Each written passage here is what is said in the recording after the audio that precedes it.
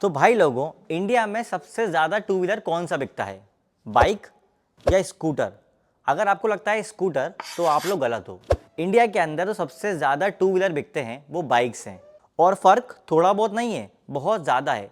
यानी कि अगर स्कूटर एक महीने के अंदर 3-3.5 लाख के आसपास बिकते हैं, तो बाइक जो है वो 6 से 7 लाख के आसपास बिकती है।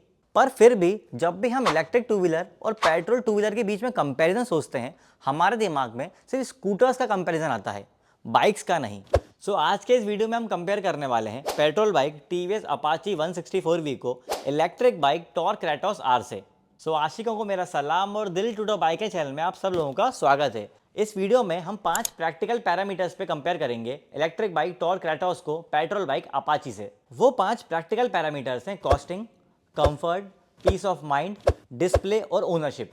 तो सबसे पहले बात कर लेते हैं कॉस्टिंग की। तो भाई अगर कीमत की बात करें तो TVS Apache 164V with dual disc का दिल्ली में ऑन रोड प्राइस पड़ता है 1,61,000 रुपये। वहीं टॉर्क रेटॉस आर का दिल्ली में ऑन रोड प्राइस है 1,61,000 रुपये। तो दोनों का प्राइस तो सेम है। अपाची के अंदर आपको 160 सीसी का इंजन मिल जाता है, 14.8 न्यूटन मीटर्स का टॉर्क मिल जाता है, और इस गाड़ी की जो टॉप स्पीड है वो 114 किलोमीटर पर आवर है। वहीं टॉर्क रेटॉस आर के अंदर आपको 9 किलोवाट की मिड ड्राइव मोटर मिल जाती है। इसकी जो मोटर है वो पीएमएसए मोटर दी होती है और बीच में लगी होती है। इसकी जो टॉप स्पीड है वो 105 किलोमीटर पर आवर है, और इस गाड़ी के अंदर आपको 38 न्यूटन मीटर्स का टॉर्क मिल जाता है। अब जो इलेक्ट्रिक व्हीकल होते हैं उनमें जो टॉर्क होता है वो पेट्रोल व्हीकल से ज़्यादा होता है। सो भाई टीवीएस अपाची 164V की जो ARAI सर्टिफाइड माइलेज है वो 41.4 किलोमीटर पर लीटर है। यानी कि ये गाड़ी 1 लीटर पेट्रोल में 41.4 किलोमीटर चलती है। इसकी जो फ्यूल टैंक की कैपेसिटी है वो है 12 लीटर की, और रिजर्व फ्यूल टैंक की कैपेसिटी है 2.5 लीटर की। लेकिन जो मैक्सिमम यूजेबल कैपेसिटी जो है वो है 13 लीटर्स की।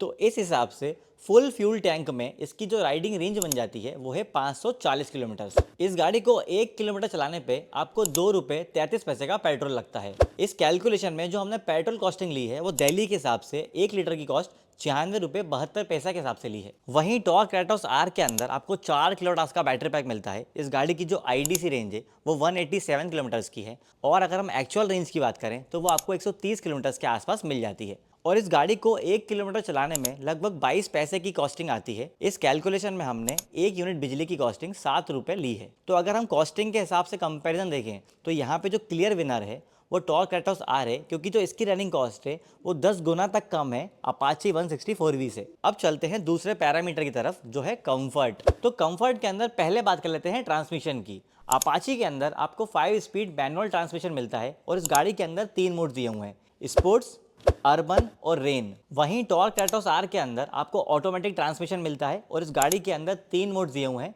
इको, सिटी और स्पोर्ट। अब भाई क्योंकि कंफर्ट की बात हो रही है तो यहाँ पे एक और मेन पॉइंट की बात कर लेते हैं। टॉर्क रेटॉस आर को आपको फुल चार्ज करने में लगभग 7 घंटे का समय लगता है। मतलब कि अगर गाड़ी की बैटरी डिस्चार्ज है तो आप उसको रात में चार्ज पे लगाओगे तो आपको सुबह तक फुल चार्ज मिलेगी। वहीं अपाची की टंकी फुल कराने में सिर्फ 5 मिनट लगते हैं। हाँ भाई, भीड़ पर डिपेंड करता है। अगर हम सस्पेंशन की बात करें तो अपाची के अंदर आपको फ्रंट में टेलीस्कोपिक सस्पेंशन मिलते हैं और रियर में मोनो सस्पेंशन मिल जाते हैं। टॉर्क रेटॉस आर के अंदर भी आपको सेम सस्पेंशन सेटअप मिलता है। फ्रंट के अंदर आपको टेलीस्कोपिक ही मिलते हैं और रियर के अंदर आपको मोनो सस्पेंशन मिलता है। अगर हम ब्रेक्स की बात करें तो टीवीएस अपाची के अंदर आपको ड्यूल डिस्क का सेटअप मिलता है, और यहाँ पे आपको एबीएस भी मिल जाता है। जबकि टॉर्क रेटॉस आर के अंदर आपको ड्यूल डिस्क तो मिलता है, लेकिन वहाँ पे आपको एबीएस नहीं मिलता, वहाँ पे आपको सीबीएस मिलता है, मतलब कि कंबाइंड ब्रेकिंग सिस्टम। अगर हम टायर्स की बात करें तो अपाची के अंदर आपको 17 इंच के अलॉयज मिल जाते हैं, और यहाँ पे जो आपको फ्रंट टायर मिलता है वो 90/90 17 इंच का टायर मिलता है। जबकि रेयर के अंदर आपको 130/70 17 इंच का टायर मिलता है। वहीं टॉर्क रेटॉस आर के अंदर भी आपको 17 इंच के अलॉय ही मिलते हैं, पर यहाँ पे टायर साइज के अंदर थोड़ा सा अंतर है। यहाँ पे आपको फ्रंट में 90/80 17 इंच का टायर मिल जाता है, जबकि रेयर के अंदर 120/80 17 इंच का टायर मिलता है। तो भाई टायर साइज में बहुत ज़्यादा अंतर तो नहीं है, पर अपाची का जो पीछे वाला टायर है वो टॉर्क रेटॉस आर के मुकाबले थोड़ा ज़्यादा चौड़ा है। कर्व वेट की बात करें तो टॉर्क रेटॉस आर का जो वेट है वो 140 किलो है, और अपाची का जो वेट है वो 146 किलो है। सीट हाइट अपाची की 800 mm है और टॉर्क की 785 mm। तो अगर आपकी हाइट थोड़ी सी छोटी है तो टॉर्क रेटॉस आर ज़्यादा अच्छा ऑप्शन रहेगा, क्योंकि उस पर आप आसानी से बैठ सकते हो। अगर हम ग्राउंड क्लियरेंस की बात करें तो अपाची की जो ग्राउंड क्लियरेंस है वो 180 mm की है, और टॉर्क रेटॉस आर की जो ग्राउंड क्लियरेंस है वो 165 mm है। तो देखा जाए तो ग्राउंड क्लियरेंस के मामले में बेनिफिट जो है वो अपाची को है। व्हील बेस अपाची का 1357 है और टॉर्क रेटॉस आर का 1336। लाइट्स की बात करें तो टॉर्क, और अपाची दोनों के ही अंदर सारी लाइट्स जो आती हैं वो एलईडी लाइट्स आती हैं। सो भाई अब बात कर लेते हैं कुछ उन कंफर्टेबल फीचर्स की जो इलेक्ट्रिक व्हीकल होने की वजह से टॉर्क क्रेटोस आर में मिल जाते हैं। यहाँ पे आपको कि फ्रंट के अंदर पेट्रोल टैंक नहीं है, तो यहाँ पे आपको स्टोरेज बॉक्स मिल जाता है।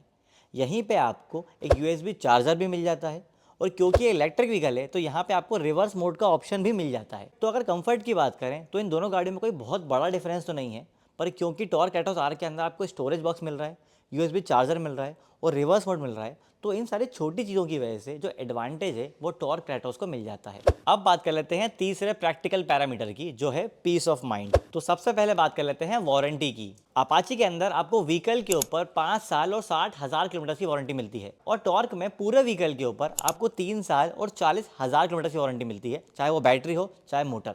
अब बात कर लेते हैं सर्विस की। अपाची के अंदर आपको 5 लेबर फ्री सर्विस मिलती हैं, और ये जो सर्विस है ये गाड़ी लेने के 1 साल या 12,000 किलोमीटर जो भी पहले होगा उस तक खत्म हो जाती है। अब यहाँ पे ध्यान देने वाली बात यह है कि इन फ्री सर्विस के अंदर सिर्फ जो लेबर कॉस्ट है वो फ्री हुई है। आपको इसके अलावा इंजन ऑयल, ऑयल फिल्टर और एयर फिल्टर, इसके अलावा भी कोई अगर पार्ट आप चेंज कराते हो तो उसका पैसा तो आपको देना ही होगा। और 12,000 किलोमीटर के बाद हर 3,000 किलोमीटर पे आपको सर्विस करानी होगी। और भाई टॉर्क क्रेटोस आर के अंदर कमाल की बात यह है भाई, क्योंकि वो एक इलेक्ट्रिक व्हीकल है तो इसके अंदर कोई सर्विस शेड्यूल है ही नहीं। आपकी बाइक जो है वो क्लाउड सर्वर से कनेक्टेड है, तो अगर आपकी बाइक में कोई भी इशू आएगा तो आपको सर्विस का रिकमेंडेशन आ जाएगा। मतलब कि सर्विस तभी कराओ जब कोई दिक्कत आए। तो भाई अगर आप वारंटी के हिसाब से पीस ऑफ माइंड देखोगे तो वो आपको अपाची में ज़्यादा मिलेगा, क्योंकि इसके अंदर जो आपको वारंटी मिल रही है वो 5 साल और 60,000 किलोमीटर की मिल रही है, जबकि टॉर्क क्रेटोस आर के अंदर जो आपको वारंटी मिल रही है वो 3 साल और 40,000 किलोमीटर की मिल रही है। अब ये जो आपको बेनिफिट दिख रहा है ये सिर्फ ऑन पेपर्स दिख रहा है, क्योंकि एक्चुअल में पेट्रोल व्हीकल के ऊपर वारंटी क्लेम करना तो बहुत ही ज़्यादा मुश्किल होता है। और इस चीज़ का जवाब आप अपने किसी दोस्त से जिसने एक पेट्रोल व्हीकल खरीदा हो और वारंटी क्लेम करने की कोशिश करी हो उससे आप पूछ सकते हो। अब भाई यहाँ पे गाड़ी लेने के बाद भी जो कॉस्टिंग होती है उसके अंदर टॉर्क क्रेटोस आर जो है उसमें आपको एडवांटेज मिलता है, क्योंकि यहाँ पे आपको रेगुलर इंटरवल के ऊपर बीच बीच में सर्विस नहीं करानी पड़ती, जबकि पेट्रोल व्हीकल के ऊपर आपको बीच बीच में सर्विस करानी ही पड़ती है। तो ओवरऑल पीस ऑफ माइंड में अगर देखा जाए तो better option Tork Kratos R ही है। अब चलते हैं चौथे पैरामीटर की तरफ, जो है डिस्प्ले। अपाची के अंदर आपको डिजिटल डिस्प्ले मिल जाता है, जहां पे आपको बहुत ही ज़्यादा बेसिक चीज़ें डिस्प्ले होती हैं, जैसे कि गियर इंडिकेटर, लो फ्यूल इंडिकेटर, क्लॉक और सर्विस रिमाइंडर्स। अब ध्यान रहे कि यहाँ पे सर्विस रिमाइंडर्स जो हैं वो क्लाउड कनेक्टेड नहीं है, क्योंकि यहाँ पे कोई सिम नहीं लगी गाड़ी के अंदर, ये किलोमीटर बेस्ड होते हैं। तो जैसे ही आपकी गाड़ी की उतनी रनिंग हो जाएगी जितने किलोमीटर पे आपको सर्विस करानी है वो ऑटोमेटिकली इंडिकेट कर देगा। वहीं टॉर्क क्रेटोस आर के अंदर भी आपको डिजिटल डिस्प्ले ही मिलता है, पर यहाँ आपको थोड़े से अच्छे फीचर्स मिल जाते हैं, जैसे कि OTA अपडेट्स।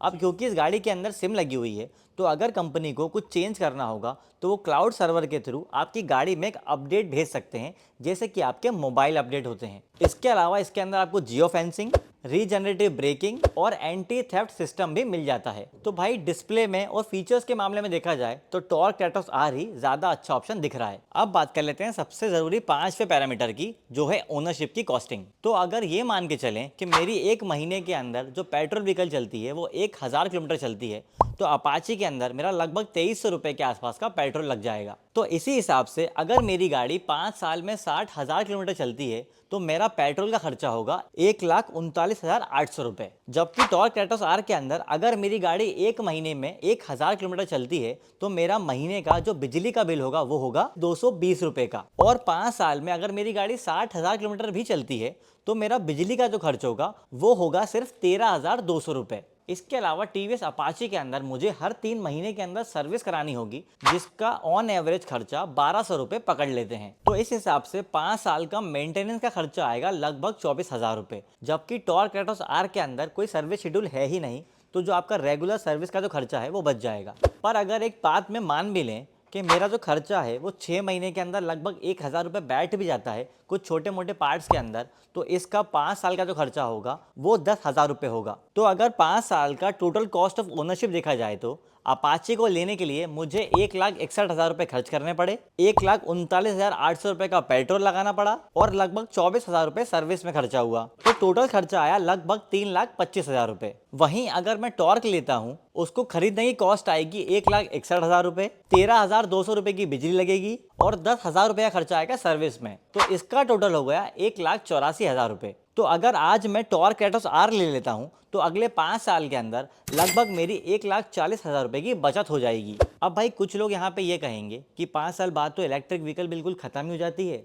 जबकि पेट्रोल वाली बाइक को अगर आप 5 साल बाद रीसेल भी करोगे तो भी वो आपको अच्छी वैल्यू दे के जाएगी। तो इस हिसाब से तो ये कंपैरिजन लगभग बराबर ही है। पर भाई यहाँ पे मैं आपको एक बात बता दूँ, चाहे आप कितने ही अच्छे से भी चला लो तो भी 1,61,000 की बाइक 5 साल बाद 1,40,000 की तो नहीं बिकेगी। पर यहाँ पे एक बात मैं मानता हूँ कि अभी इलेक्ट्रिक बाइक की जो रीसेल वैल्यू है वो पेट्रोल बाइक के मुकाबले उतनी नहीं है, पर इसका मतलब ये बिल्कुल नहीं है कि 5 साल बाद इलेक्ट्रिक बाइक जो है वो बिल्कुल ख़त्म हो जाएगी। क्योंकि आज भी हमारे सामने ऐसे ब्रांड्स हैं जो अच्छी क्वालिटी की ईवी दे रहे हैं और 5 साल बाद भी उनकी गाड़ी की बैटरी की हेल्थ 90% से ज़्यादा है, जैसे कि एथर। अब बात कर लेते हैं दिल टूटा बाइकर के कंक्लूजन की। भाई मैं आपको ये बिल्कुल नहीं बोल रहा कि आप सिर्फ इलेक्ट्रिक बाइक लो, पेट्रोल व्हीकल लो ही मत। पेट्रोल बाइक का अपना एक अलग मज़ा है और इलेक्ट्रिक बाइक का अपना एक अलग मज़ा है। तो अगर आप एक लॉन्ग टूरिंग के लिए बाइक लेना चाहते हो तो नो डाउट पेट्रोल बाइक ही एक अच्छा ऑप्शन है। पर अगर आपको डेली कम्यूटिंग के लिए बाइक चाहिए, जैसे कि अगर आपको ऑफिस आने जाने के लिए बाइक चाहिए